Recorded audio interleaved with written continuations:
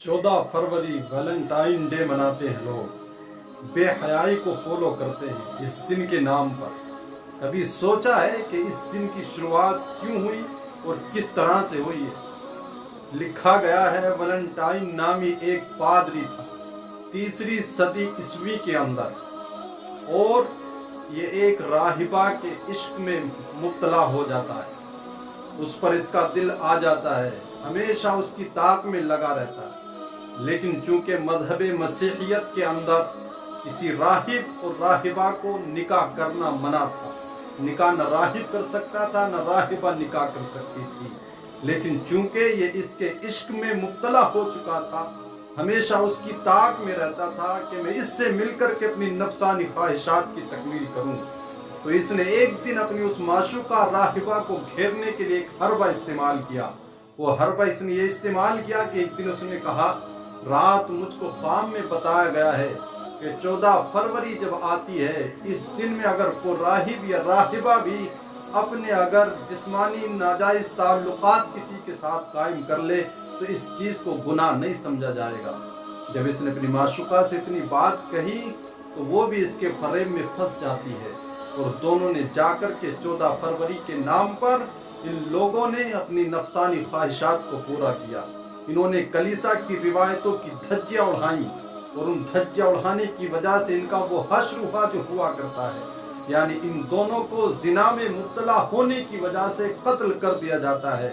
लेकिन कुछ मनचले, कुछ दीवाने लोग उठे जो इसके पैरोकार थे, इसके मुरीदीन समझ लीजिए, जो इसकी इत्तिबा करने वाले थे। उन लोगों ने इसको इश्क मोहब्बत के शहीद का दर्जा देते हुए उन लोगों ने इसके बाद फिर इसको वैलेंटाइन डे नाम से याद किया और इस दिन को मनाना शुरू कर दिया।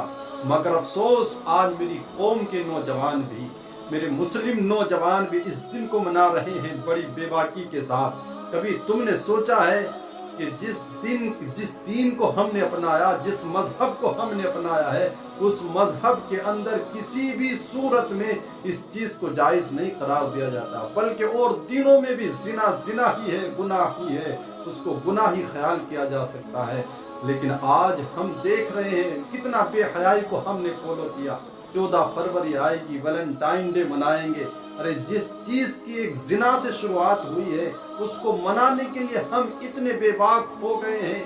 आज कुछ लोगों ने उसकी मुखालफत में फिर 14 फरवरी को हया डे का नाम दिया। ये भी बिल्कुल मुसलमानों के लिए सही नहीं था, इसलिए कि मुसलमान का तो हर दिन हया डे है। लोग कभी मदर डे बनाते हैं, कभी फादर्स डे बनाते हैं, कभी फ्रेंड्स डे बनाते हैं। अरे हर दिन माँ बाप की इताअत जरूरी है, हर दिन दूसरों के साथ हुस्न सलूक से पेश आने की जरूरत है।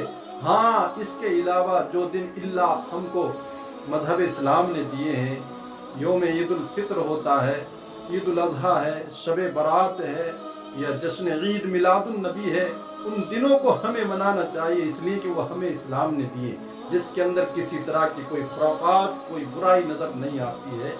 लेकिन हमारा तो हर दिन हया डे है, फिर 14 फरवरी ही को क्यों हमने फॉलो किया है, जबकि इसकी सरासर कोई किसी तरह से गुंजाइश बाकी नहीं मिलती है।